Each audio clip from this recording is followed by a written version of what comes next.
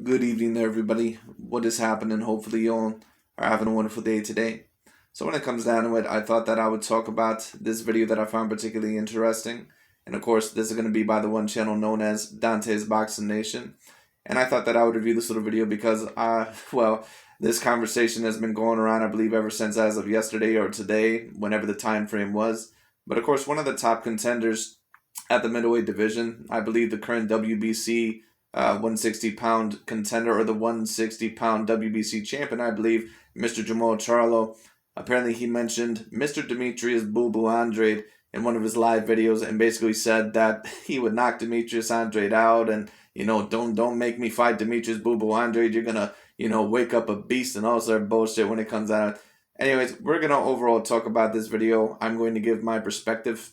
I'm going to overall tell you whether I believe the Jermall Charlo versus Demetrius Boo Boo Andrade is going to happen. The Demetrius Boo Boo Andrade fight is going to happen next. And do I believe that the winner of that fight could potentially face that of a Saul Canelo Alvarez, or the fight doesn't happen next? All in all, what do I think Mr. Saul Canelo Alvarez's plans are for the future, which I've already kind of revealed. But we'll see all in all what happens. Anyways, Mr. Dante's Boxing Nation, he's going to be talking about it. Let's tune in. Dante's Boxing Nation, what's going on, guys? So you heard from Jermall Charlo, you heard him mention Andrade's name, but he didn't necessarily call him out. He said, you remember what I did to J-Rock, y'all gonna work up a boss. He said he's ready for all the smoke, but once again, he did not say that he's fighting or he wants to fight against Demetrius Andrade next. So we don't really know exactly what that means. Maybe it does mean that he's really interested in the fight. Only time... No, it doesn't. And, this is just my perception when it comes to Mr. Jermall Charlo. Jermall Charlo is another one of these fighters, like a Mikey Garcia or Gervonta Tank Davis. They'll talk all this shit when it comes down to it, but then when it actually comes to facing that top contender, when it actually comes to actually facing them in the ring, or getting the negotiations done, or getting a fight deal struck, all of a sudden they have some excuse to pull out of their ass. It just is what it is. Like I said, I respect any boxer. I respect any fighter that gets into the ring. All right, that includes Jermall Charlo and any one of these guys. No matter what I think about you personally, when it comes down, it doesn't matter. Like I said, I'm a very decently logical and objective person. I don't really care what you do outside of the ring. But if all in all we're going to basically say this about Mr. Jermall Charlo, let me just be real about Mr. Jermall Charlo real quick. Besides the win that you had over a prime Julian J. Rock Williams, if you wanted to debate that as an A-grade win at the time, because Julian J. Rock Williams was a very, very slick fighter at the time, and I suppose you could say that he still is now, but Julian J. Rock Williams, he's at the complete, rock bottom point of his career right now. But of course that started because, he ended up losing to Jermall Charlo in very traumatic fashion, when they had that super fight with each other at 154 pounds. And of course, that overall was a very, very great performance, and that really was the main performance that really made Jermall Charlo so popular. And I was very glad at the current moment in time when Jermall Charlo was able to beat Julian J. Rock Williams, because there, a lot of people actually may not remember this, but there were so many people that would always talk shit on Jermall Charlo. And actually, the people overall that would talk the most shit on Jermall Charlo, it wouldn't even usually be that of different demographics. It actually would be, mainly that of black fans when it came down to it, or it would be some of them, because they did not truly believe that Jermall Charlo or either Charlo brother was really going to last that long. And I seen where they were coming from, but Charlo did at least prove overall that he was somewhat of a real deal fighter when he did beat Julian J. Rock Williams. So it is what it is. But the thing is about Jermall Charlo is that even though I think that he is a special fighter, it is time to get into the ring with another one of those very, very big matchups. I'm talking about when you get into the ring with that fighter, it's looked at as a 50-50 fight. So who am I talking about specifically? David Benavidez, Demetrius Andrade, even Caleb Plant or Billy Joe Saunders at this point in time, even though they are coming off of a knockout loss to Saul Canelo Alvarez. Even those fights I think would be somewhat particularly interesting. But the problem is with Mr. Jermall Charlo is that even though I think that he's very talented, he's not willing to get in the ring with any of these fighters. And the big question is about Mr. Jermall Charlo is he finally overall going to get in the ring with one of these big time contenders, or is he going to try and wait for that Canelo Alvarez lottery ticket? And if I had to guess, more than likely, he like usual, is going to be tried to be matched up very, very carefully. And on top of that, he's probably going to try and wait for that Saul Canelo Alvarez ticket, but he may not get it within the next couple of years because Saul Canelo Alvarez, or at least next year, because Canelo Alvarez, I think, has bigger things on his plate. I think that he has bigger plans. And some people may ask me, well, you criticize Jermall Charlo. How come all in all you don't say that Saul Canelo Alvarez is avoiding Charlo or Andrade or David Benavidez? And I've already said this in my opinion. I do believe that Canelo will eventually face out of a David Benavidez and Jermall Charlo because I think that he sees that as a great thing on his legacy. Not only that, but he knows that both of those fights could do a great amount of money. Canelo Alvarez has already stated in a couple of interviews that he does eventually plan to face Jermall Charlo and David Benavidez. But I think as of right now, not only does he look at the Ilunga Makabu fight as a great chase for history, but I think that he is going to go after the 175-pound titles. And if he does do that, I can't get after him for that because Canelo would be facing very, very decent fighters. I don't think that Joe Smith Jr., for example, is an A-grade fighter. But if he were to face Artur Beterbiev and Demetrius Bivol and completely unify 175, that would be a very, very great accomplishment because in my opinion, Demetrius Bivol and Artur Beterbiev, they are within at least my top 20 pound per pound. And in my opinion, they would be bigger threats all in all and more skilled for their division debatably than what a Jermall Charlo or Demetrius Andrade or David Benavidez would. Those guys have more power. I think all in all that, they're more skilled for their divisions. When it comes down to Demetrius Bivol, for example, he's a person that has very good foot speed, very good hand speed, decent power when it comes down to it, very decent boxing IQ, very, very slick. When you talk about Artur Beterbiev, he does tend to be a little bit stiff. I'm not necessarily going to call him a slickster, but an excellent pressure fighter. He does have high boxing IQ, very extensive, very expensive amateur background, A-plus power when it comes down to it, very dominant, has gotten better a little bit with his movement, and also when it comes down to it, very defensively responsible. Those are the fights, in my opinion, that are the only 50-50 fights with Mr. Saul Canelo Alvarez in the world. That's why, in my opinion, if you're talking about what fights do I want to see Canelo Alvarez in next, I want to see him against Artur Beterbiev or Demetrius Bivol. Because those are the fights, in my opinion, that if Canelo is going to potentially lose to anyone within those weight classes, it's going to be either to one of those two fighters, in my opinion. If you're talking about the lower weight class fighters, the only one that would even maybe have a chance is Mr. Demetrius Boo Boo Andrade. And a certain amount of people have told me, who may be Canelo fans, and they've said, oh, well, I think Andrade, he's good, but he's just a little bit too sloppy. I would tend to agree, but we still do have to recognize Demetrius Boo Boo Andrade as somewhat of a threat and also as one of the top contenders.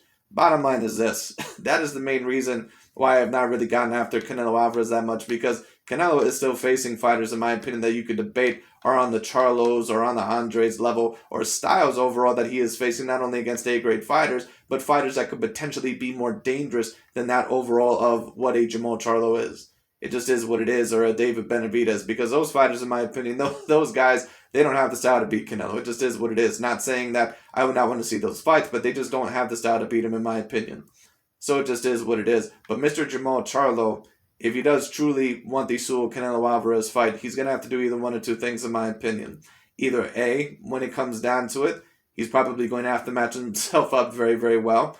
When it comes down to it, probably wait until about 2023, because in my opinion, that fight is not going to happen next year. If that fight does happen, all in all, I do believe that maybe it would happen within 2023, 2024. Now, some of you may ask, why would it take that long to make that fight?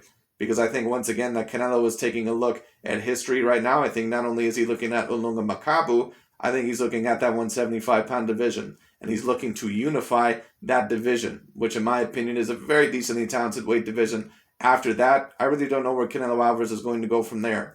I could see him go down to 168 once again, face Andrade, face Benavidez, face Charlo, or he could face someone like a cruiserweight. He could face someone overall like an Alexander Usyk. Who knows? He may even make a jump all the way up to heavyweight. Canelo Alvarez, one of his sparring partners, one of his stablemates, the very, very talented Cuban fighter, Mr. Frank Sanchez. Canelo said that he believes that Frank Sanchez will be a champion at the heavyweight division within the next year. Do not be surprised overall if we somehow later on down the line, if Frank Sanchez is able to capture titles. Don't be surprised if we see a Canelo Alvarez versus Frank Sanchez fight or a Canelo versus Alexander Usyk fight. Do not be surprised. Whether it's at a weight train or not, we'll have to see what happens. I do think that there is a potentiality for that in store.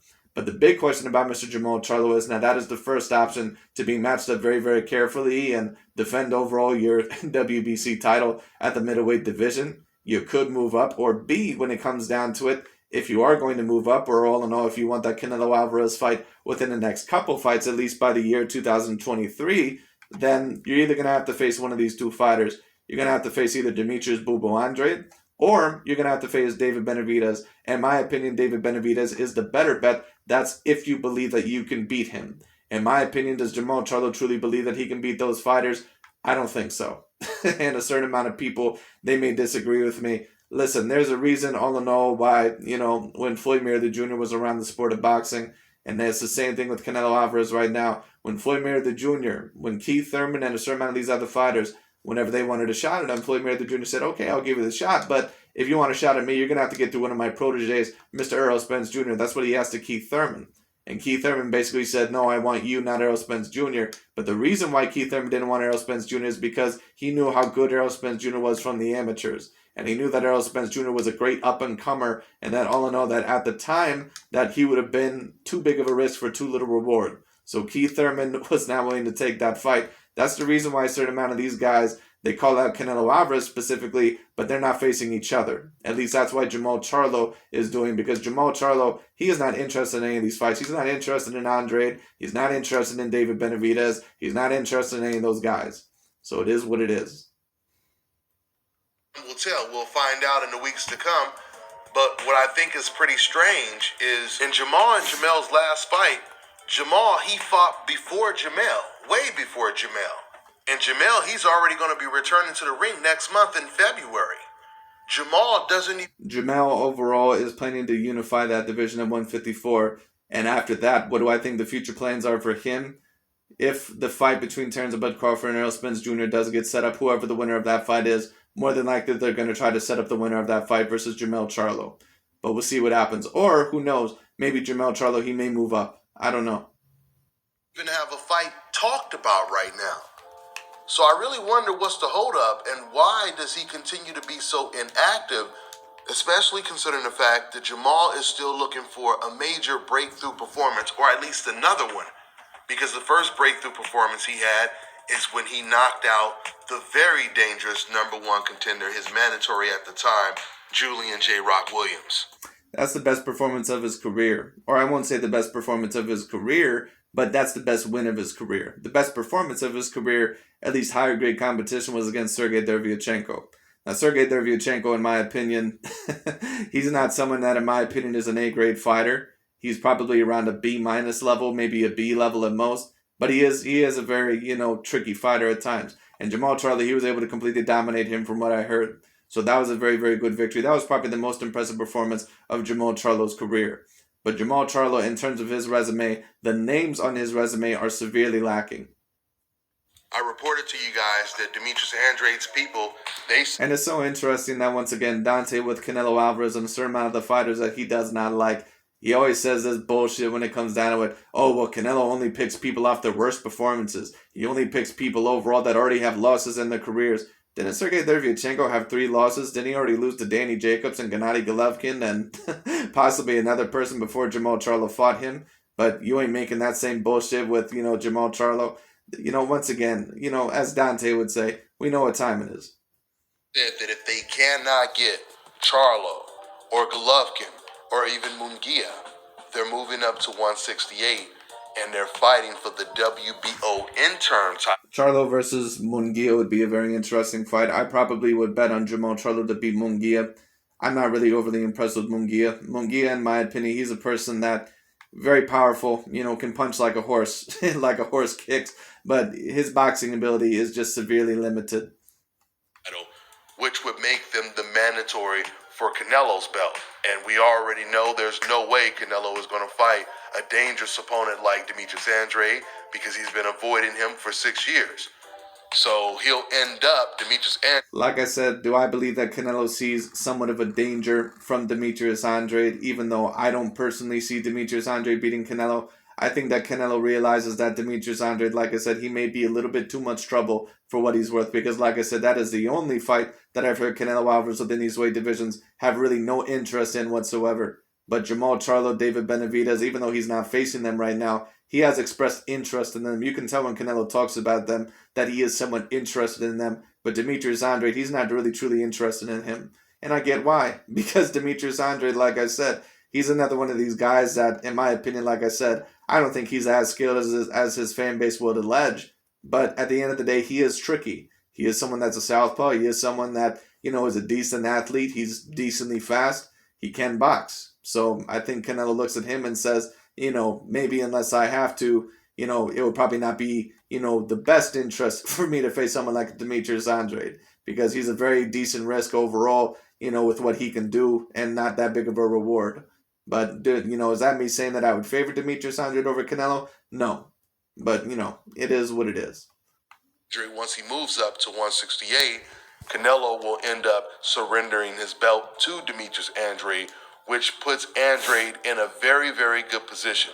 Because then you have David Benavidez, who's also... What Demetrius Andrade is going to have to do if he wants that Canelo Alvarez fight, he either has to get his hands on Jermall Charlo or David Benavidez. More than likely David Benavidez. This is what I'm saying. David Benavidez, if Jermall Charlo and Demetrius Andrade, if they can get a hold of David Benavidez and actually beat him, especially decisively, that's basically the yellow brick road towards Canelo Alvarez. Because then Canelo Alvarez, all in all, if he doesn't face them, people overall would take a look at him and say, well, why are you still not facing these fighters? Because they just defeated overall one of the top tier fighters. Why are you still not facing them? Like I said, in my opinion, still Artur Beterbiev and Dimitri Bivol, they're more dangerous than any of those fighters that I just mentioned.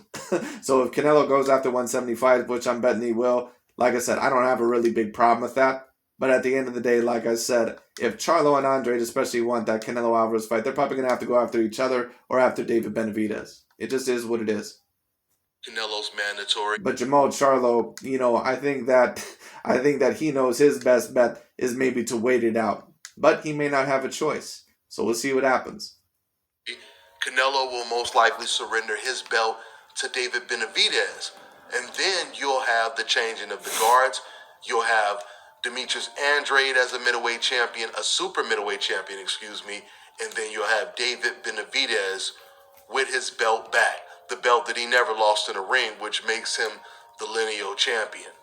This is how things played out at 160. When Canelo started at 154, he moved up to 160.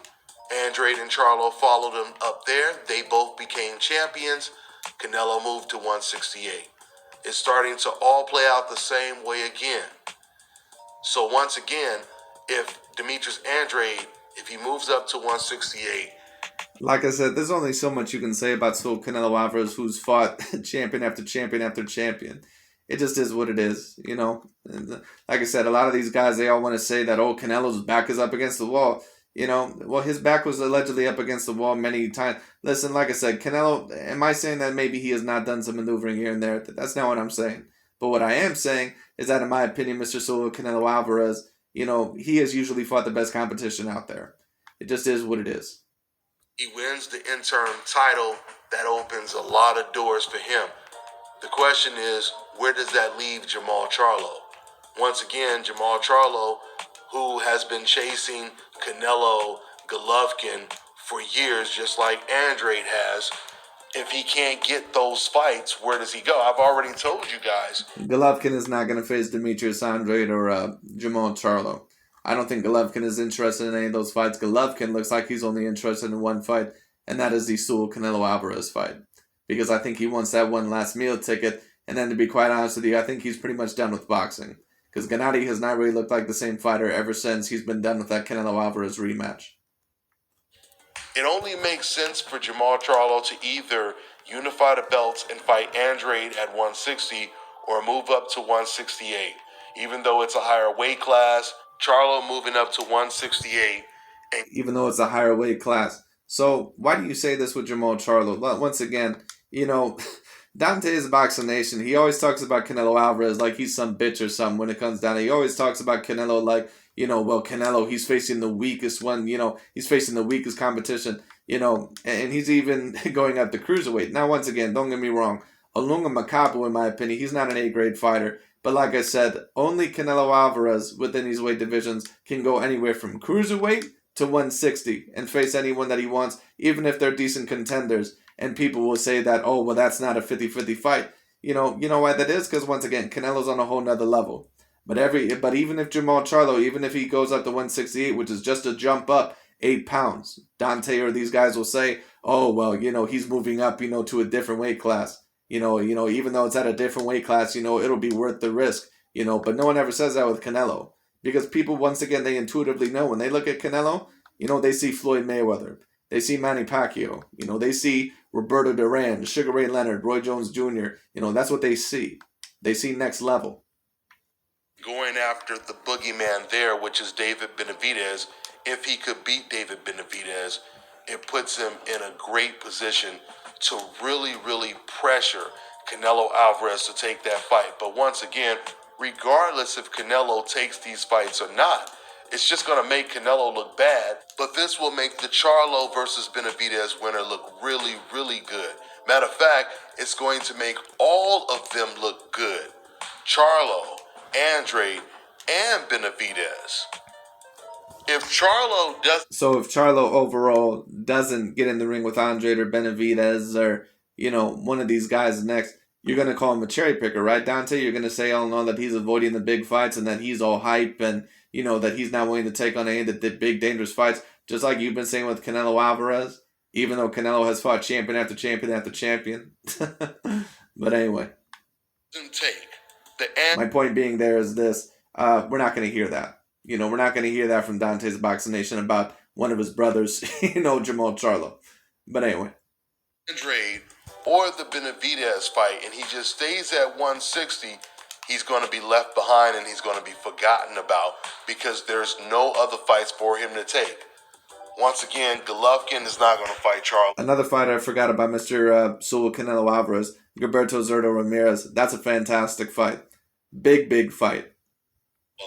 And in my opinion, Ramirez, he'd be a bigger threat than what David Benavidez is, because Gilberto Zurdo Ramirez, now of course he's bigger, but all in all, he has probably more power. He's more skilled when it comes down to it, and he's just lengthier and bigger. That would be an interesting fight. That's one of the top 5 fights that I'd love to see Saul Canelo Alvarez in.